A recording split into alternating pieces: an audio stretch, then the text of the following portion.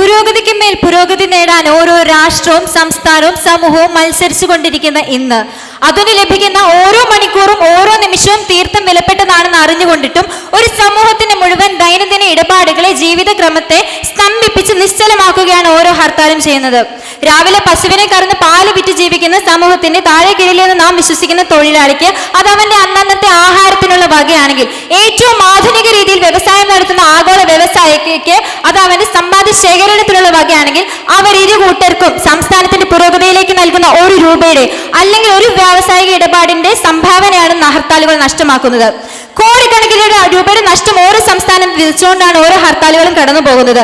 പല സംസ്ഥാനങ്ങളിലും വിനോദസഞ്ചാര മേഖലയ്ക്ക് ഹർത്താൽ തകർത്തു എന്ന് പറയുമ്പോൾ തന്നെ ഇതിനെ മറ്റൊരു കോണിൽ നിന്ന് കാണാൻ ഞാൻ ആഗ്രഹിക്കുകയാണ്. ഒരു വിദേശിക്ക് ഹർത്താൽ എന്ന പേരിൽ നാം തെരുവിൽ കാണിച്ചു കൂട്ടുന്ന പ്രഹസനം കാണുമ്പോൾ അവർ അതിൽ നിന്ന് നമ്മുടെ പുരോഗതിയെ, നമ്മുടെ നിലവാരത്തെ അല്ലെങ്കിൽ നമ്മുടെ അടിസ്ഥാന സംസ്കാരത്തെ തന്നെ അളക്കുകയാണ് ചെയ്യുന്നത്.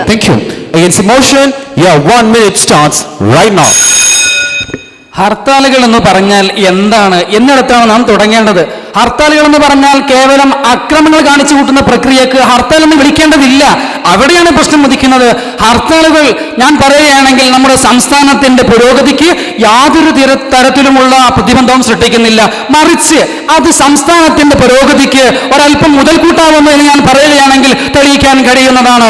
സാമൂഹികമായ പുരോഗതി, രണ്ടാമത്തെ നമുക്ക് സാമ്പത്തികമായ പുരോഗതി, ഒപ്പം സാംസ്കാരികമായ പുരോഗതി കൂടി ഹർത്താൽ മുന്നോട്ട് വയ്ക്കുന്നുണ്ട്. സാമ്പത്തികമായ പുരോഗതി എന്ന് പറഞ്ഞാൽ ഹർത്താലിന് ഇറങ്ങുന്നത് അവകാശങ്ങൾ ഹനിക്കപ്പെട്ടവരാണ്, എന്തെങ്കിലും ആവശ്യങ്ങൾ നേടിയെടുക്കാനുള്ളവരാണ്. അവരുടെ തൊഴിലിനാണെങ്കിൽ അത് ലഭിക്കുകയും വേതനത്തിനാണെങ്കിൽ അത് വർദ്ധിപ്പിച്ചു കിട്ടുകയും ചെയ്യുകയാണെങ്കിൽ തൊഴിലവസരങ്ങൾ സൃഷ്ടിക്കപ്പെടും. അവർക്ക് അവരുടെ സാമ്പത്തികമായ മുന്നേറ്റത്തിലേക്ക് അവർക്കൊരു മുതൽക്കൂട്ടാകും. അത് സംസ്ഥാനത്തിന്റെ പുരോഗതിയിലേക്കാണ് നയിക്കുന്നത്. സംസ്ഥാനത്തിന് മറ്റൊരു സാംസ്കാരിക തലത്തിൽ ചിന്തിക്കുകയാണെങ്കിൽ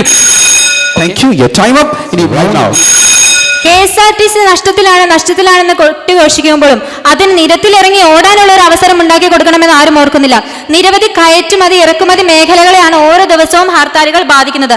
അതുപോലെ തന്നെ നമുക്ക് അറിയാം, നോട്ട് നിരോധനം എന്ന് പറയുന്നത് വളരെ നല്ലൊരു മാർഗമായിരുന്നു. അതിന് സ്വീകരിച്ച ലക്ഷ്യമാണ് അവിടെ പാളിപ്പോയത്. അപ്പം ഉദ്ദേശിക്കുന്നത് നല്ലൊരു മാർഗത്തിനായിട്ടാണെങ്കിൽ നമ്മൾ ഹർത്താലുകൾ നല്ലത് തന്നെ. പക്ഷേ ഇന്ന് അതിന് ശരിയായ രീതിയിൽ നമുക്ക് നടപ്പിലാക്കി എടുക്കാൻ സാധിക്കുന്നില്ലെങ്കിൽ ഒരു വശത്തുനിന്ന് നമുക്ക് അതിനെ ന്യായീകരിക്കാൻ സാധിക്കില്ല. ഞാൻ പറഞ്ഞതൊന്നുകൂടി ആവർത്തിക്കുന്നില്ല.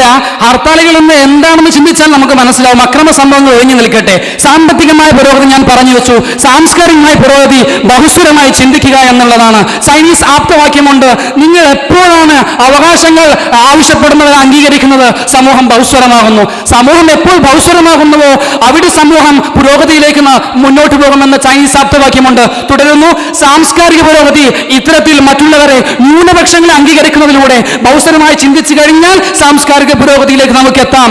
അതാണ് ഒരു സമൂഹത്തിന്റെ ഉദാത്തമായ മാതൃക എന്ന് പറയുന്നത് പുരോഗതിയിലേക്കുള്ളത്. എന്നും പുരോഗതിക്ക് കാരണം പുതിയ കണ്ടുപിടുത്തങ്ങളാണ്. കോടിക്കണക്കിന് രൂപ മുടക്കിയാണ് പല സംസ്ഥാനങ്ങളിലും വൈദ്യശാസ്ത്ര രംഗത്തും വിദ്യാഭ്യാസ രംഗത്തും വ്യാവസായിക രംഗത്തും ഗവേഷണങ്ങൾ നടത്തിക്കൊണ്ടിരിക്കുന്നത്. ഒരു ദിവസം ഹർത്താലുകൾ പലയിടത്തും നടക്കുന്ന ഗവേഷണങ്ങളെ എങ്ങനെ ബാധിക്കുന്നതെന്ന് നമുക്കറിയാം. അതുപോലെ തന്നെ ഇന്നത്തെ സമൂഹത്തിന് നമുക്ക് സംഭാവനയാണ്. നാളത്തെ പുരോഗതിക്കുള്ള ഇന്നിന്റെ സംഭാവനകളാണ് വിദ്യാർത്ഥികൾ. അവരുടെ എത്രമാത്രം പ്രവൃത്തി ദിനങ്ങൾ, തൊഴിലാളികളുടെ കാര്യക്ഷമതയോടെ പ്രവർത്തിക്കേണ്ട എത്രമാത്രം പ്രവൃത്തി ദിനങ്ങളാണ് ഹർത്താലുകൾ കവർന്നെടുക്കുന്നത് നാം ആലോചിക്കണം. അതേ തൊഴിലാളികളാണ് ഹർത്താൽ നടത്തുന്നത്. അവകാശങ്ങൾ ഹനിക്കപ്പെട്ടതുകൊണ്ട് അവർക്കത് നേടിയെടുക്കണം. കോടികൾ മുടക്കിയുള്ള കോർപ്പറേറ്റുകളെ കാര്യങ്ങളും പറഞ്ഞുകൊണ്ട് ഇവിടെ ഹർത്താലുകൾ നിരോധിക്കാൻ കഴിയുകയില്ല.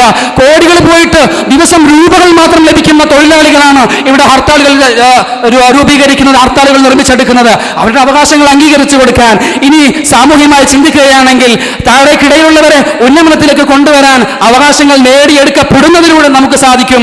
അത് ഹർത്താലുകളിലൂടെ സാധിക്കും. ഒരു ദിവസം ദൈനംദിന ആവശ്യങ്ങൾക്ക് ബുദ്ധിമുട്ട് അനുഭവപ്പെടുമ്പോൾ ജനങ്ങൾ നോക്കും എന്താണ് കാരണം. അതെ, ജീവിതത്തിലുടനീളം ബുദ്ധിമുട്ട് അനുഭവപ്പെടുന്നവരുടെ കാര്യങ്ങൾ അവർ കാണുമ്പോൾ അവർ അവരുടെ കൈപിടിക്കാനും രംഗത്തിറങ്ങാനും തയ്യാറാവുകയും അതിലൂടെ നമുക്ക് സാമൂഹിക പുരോഗതി ചെയ്യാം. ഒരു രാജ്യത്ത് അല്ലെങ്കിൽ ഒരു സംസ്ഥാനത്ത് പുരോഗതി ഉണ്ടാക്കണം നമ്മുടെ സഹോദരൻ ഒരു ദിവസത്തെ ആണെങ്കിൽ ബുദ്ധിമുട്ടുണ്ടാക്കിയതുകൊണ്ടില്ല. അവനൊരു കൈത്താങ്ങായി അവന് കൂടെ നിന്ന് അവൻ എവിടെയാണോ ഉയരേണ്ടത് ആ മേഖല കണ്ടുപിടിച്ച് അവനെ അതിൽ പുരോഗമിക്കാൻ അവിടെ പുരോഗതി കണ്ടെത്തുമ്പോഴാണ് ഒരു സംസ്ഥാനവും ഓരോ രാഷ്ട്രവും പുരോഗതിയിലേക്ക് എത്തുന്നത്. അങ്ങനെയുള്ള പുരോഗതിയിലേക്ക് സമൂഹം നോക്കാത്തത് കൊണ്ടാണ് സ്വന്തം കാര്യങ്ങൾക്ക് വേണ്ടി അലഞ്ഞു നടക്കുന്ന തിരക്കുകൾക്കിടയിൽ കേവലം ഒരു സമരമുറയിലൂടെ റോഡിലൂടെ പോകുമ്പോൾ ശ്രദ്ധിക്കപ്പെടാത്തത് കൊണ്ടാണ് ഹർത്താലുകൾ ഉണ്ടാവുന്നത്. ഇനി പുരോഗതിയിലേക്ക് വരാം. അങ്ങനെ ശ്രദ്ധിക്കപ്പെടുന്ന ഹർത്താലുകൾ താൻ വീടിനുള്ളിൽ തളയ്ക്കപ്പെടുന്നത് എന്തുകൊണ്ടെന്ന് ചിന്തിക്കുമ്പോൾ എന്റെ തൊഴിലാളി വർഗം ഇവിടെ പ്രശ്നത്തിലാണ്, കുട്ടികൾക്ക് വിദ്യാർത്ഥികൾക്ക് അവരുടെ വിദ്യാഭ്യാസപരമായ അവകാശങ്ങൾ ലഭിക്കണം എന്ന് ചിന്തിക്കുമ്പോൾ അവർ ഒപ്പം കൂടും. ജനങ്ങൾ ഒപ്പം കൂടിയിട്ടുണ്ട്, പൊതുജന ശ്രദ്ധ കിട്ടിയിട്ടുണ്ട് എന്നറിയുന്ന വിഷയത്തിൽ ലഭിക്കുന്ന so much. Your time. No. ഭരണഘടനയുടെ 19-ാം വകുപ്പ് പ്രകാരം ഓരോരുത്തർക്കും അഭിപ്രായ സ്വാതന്ത്ര്യവും ആവിഷ്കാര സ്വാതന്ത്ര്യവും അനുവദിച്ചു കൊടുക്കുമ്പോൾ തന്നെ അതേസമയം അപരന് സഞ്ചാര സ്വാതന്ത്ര്യവും അവനവന്റെ തൊഴിൽ അനുഷ്ഠിക്കുവാനുള്ള സ്വാതന്ത്ര്യം ഭരണഘടന ഉറപ്പാക്കുന്നുണ്ട്. 90കളിൽ ഹൈക്കോടതി ബന്ദ്, അതായത് ഇന്നത്തെ ഹർത്താലിന് ഒരു പഴയ പേര് എന്ന് തന്നെ വിശേഷിപ്പിക്കാവുന്ന ബന്ദ് നിരോധിക്കുമ്പോൾ ഹർത്താലുകളും ബന്ധുകളും ഇല്ലാത്ത രാജ്യങ്ങളും സംസ്ഥാനങ്ങളും പുരോഗതി കാണുന്നുണ്ടെന്നും അവിടെയും നീതിയും അഭിപ്രായം സംരക്ഷിക്കപ്പെടുന്നതാണ്. അതിനാൽ തന്നെ നമ്മുടെ വ്യാവസായിക മേഖലയിൽ, വൈദ്യശാസ്ത്ര മേഖലയിൽ, ഗവേഷക മേഖലയിൽ, വിദേശ വാണിജ്യ മേഖലയിൽ, കാർഷിക മേഖലയിൽ, വിദ്യാഭ്യാസ മേഖലയിൽ തളർത്തുന്ന ഹർത്താലുകൾ ഒരിക്കലും നമ്മുടെ സംസ്ഥാനത്തിന്റെ പുരോഗതിക്ക് ഉപയോഗിക്കില്ല. Against the motion, your 30 seconds starts now. 2018 97 ഹർത്താലുകൾ, 2018 97 ഹർത്താലുകൾ, 2017 120ഓളം ഹർത്താലുകൾ. കഴമ്പുണ്ടോ ഈ വാക്യത്തിന്? ഹർത്താലുകൾ സംസ്ഥാന പുരോഗതിക്ക് വിലങ്ങുതടിയാണെന്ന കാര്യം എന്ന ആ പ്രസ്താവനയ്ക്ക് കഴമ്പുണ്ടെന്ന് നാം ചിന്തിക്കേണ്ടിയിരിക്കുന്നു. എന്താണ് പറയുന്നത് എന്ന് വെച്ചാൽ 1,57,00,000 വിനോദസഞ്ചാരികളാണ് 17 ഇവിടേക്ക് എത്തിയിട്ടുള്ളത് നമ്മുടെ കേരളത്തിൽ. അതിൽ നിന്ന് കിട്ടിയത് 33 കോടിയോളം രൂപ. അന്തർദേശീയവും ദേശീയവുമായ വിനോദസഞ്ചാരികളിലൂടെ ഇത്രയേറെ രൂപ ലഭിച്ചിട്ടുണ്ടെങ്കിൽ കേരളം ഹർത്താലുകൾ സംസ്ഥാന പുരോഗതിക്ക് വിലങ്ങുതടിയാണ് എന്ന ടൈം നിങ്ങൾക്ക് മുൻപോട്ട് വന്ന് ട്രഡീഷണൽ ഇന്ത്യൻ രീതിയിൽ നമസ്തേ പറഞ്ഞ് പിരിയാവുന്നതാണ്.